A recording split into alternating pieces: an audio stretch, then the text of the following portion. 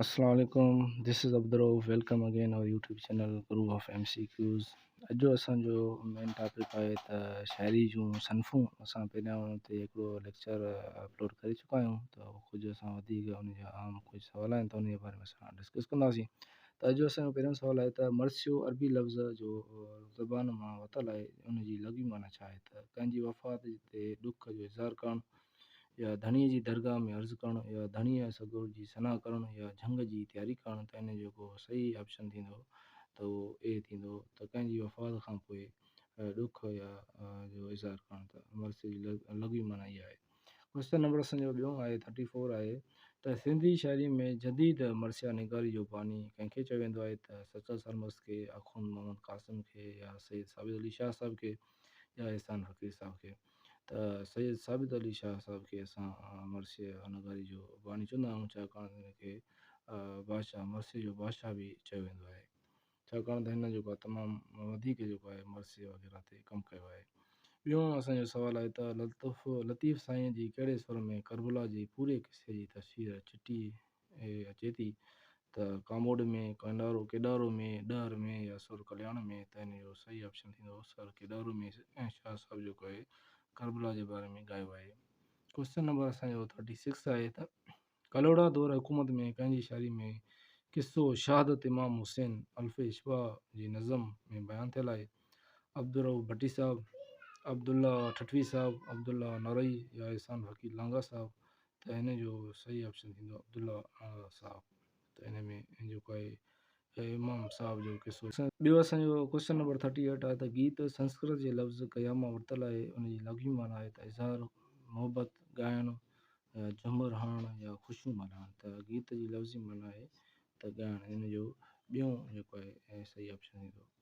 ॿियो असांजो question number 39 आहे त शाह लतीफ़ जे सर आबरीअ में गीत खे छा करे सॾियो वेंदो आहे? त ॻ, गनान, दास्तान, या गीच। त हिन जो सही ऑप्शन थींदो गीच।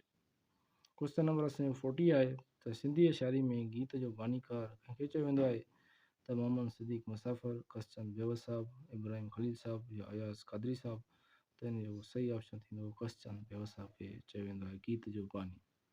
गीतनि जो पहिरियों मजमू गीत सिंधी दर्सी किताबनि लाइ कहिड़े साल में शाया थियो? 1854 में, 1860 में, 1850 में, 1861 में। त 1854 में जेको आहे गीत सिंधी दर्सी किताब 1854 में जेको आहे शाया थियो।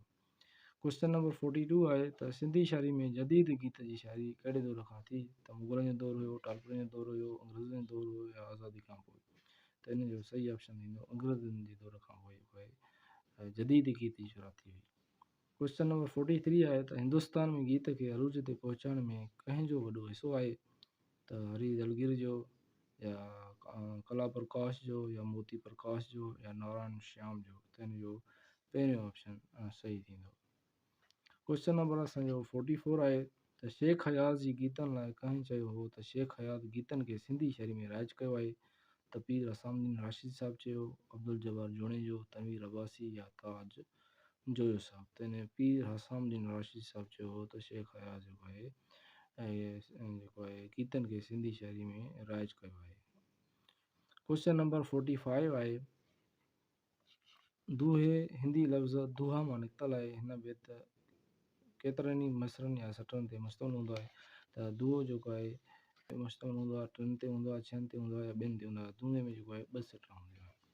क्वेश्चन नंबर 46 आहे त मौजूदा दौर में दूहो लफ़्ज़ छा सां सॾियो वञे थो? त दुहिम सां, ॾोहीड़ो सां, या दुहण सां, या दुहाड़ सां।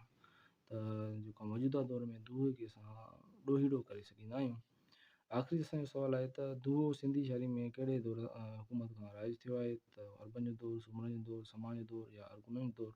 त इहो अरगुन जे दौर खां वठी दूहो जेको आहे